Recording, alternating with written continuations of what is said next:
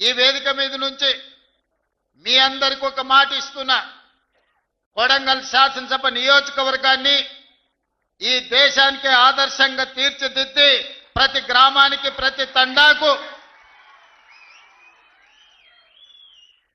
రోడ్లు పూర్తి చేయడమే కాకుండా గుడి బడి తాగడానికి నీళ్లు, పేదవాళ్లకు రేషన్ కార్డులు, ప్రతి పేదవాడికి సన్న బియ్యాన్ని అందుబాటులోకి తెచ్చి ప్రతి పేదవాడికి ఇందిరమ్మ ఇల్లు ఇచ్చి ఈ ప్రాంతంలో చదువుకునే పిల్లలకు చదువుకోవడానికి అన్ని అవకాశాలు ఈ ప్రాంతంలో తీర్చిదిద్దుతాం.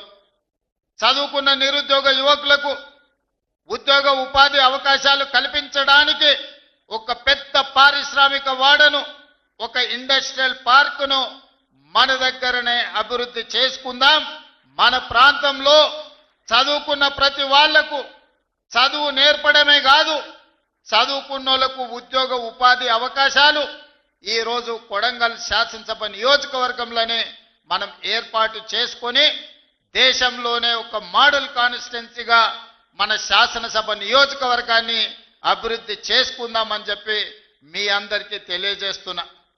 మిత్రులారా, వేదిక మీద ఉన్న మా మండల స్థాయి నాయకులు నేను లేనప్పుడు వాళ్ళే రేవంత్ రెడ్డిలై ఇక్కడ పార్టీ కార్యక్రమాలు ప్రభుత్వ సంక్షేమ పథకాలను అమలు చేసే వాళ్లకు ఇక్కడ గెలిచి వచ్చిన మా సర్పంచులకు మా సోదరిమణులకు అందరికీ నా సూచన, ఎన్నికలు ముగిసినాయి, ఇక రాజకీయాలు లేవు.